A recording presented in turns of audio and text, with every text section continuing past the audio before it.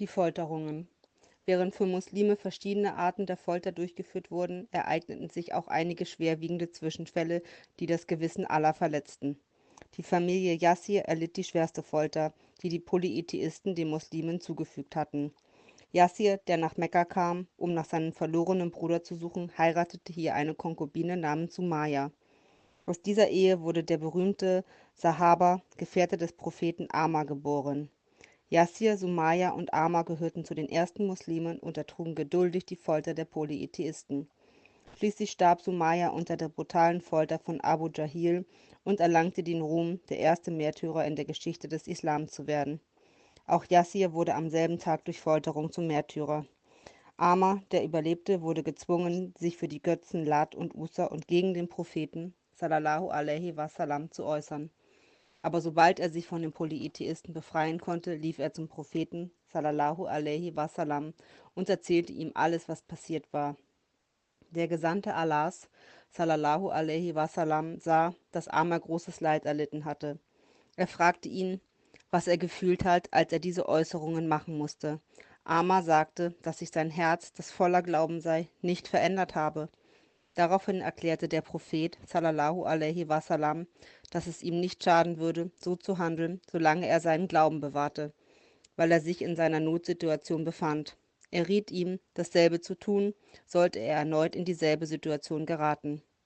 Auch muslimische Sklaven und Konkubinen in Mekka gerieten wegen ihres Glaubens in große Bedrängnis. Bilal-i-Habeshi, der erste Sklave, der den Islam akzeptierte und später als Herr der Muezzins bezeichnet wurde, wurde insbesondere von seinem Herrn Umayya Halaf schwer gefoltert. Um seinen Hals wurde ein Seil gebunden, das den Kindern übergeben wurde, und er durch die Straßen von Mekka gezogen wurde. Sein Herr legte ihn die Mittagssonne auf den heißen Sand und legte einen großen und heißen Felsen auf seine Brust, um ihn zu zwingen, den Glauben an den einen und einzigen Gott, Allah, aufzugeben und die Götzen La und Usa zu verehren.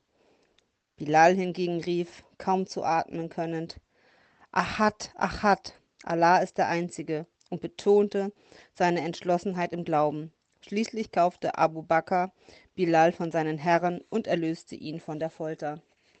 Ein Muslims namens Habab wurde von den Polytheisten so schwer gefoltert, dass die Spuren der Folter jahrelang auf seinem Körper zu sehen waren. Zinire, einer der ersten Muslime, verlor seine Augen wegen der Gewalt und Folter, die er erlitten hatte.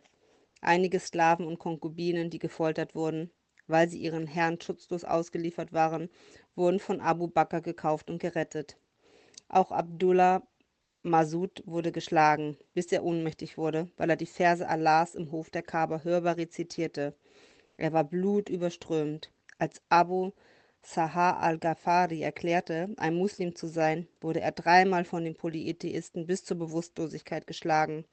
Hinter diesen Folterungen gegenüber jene, die sich für den Islam entschieden hatten, steckte eine unerbittliche Feindseligkeit.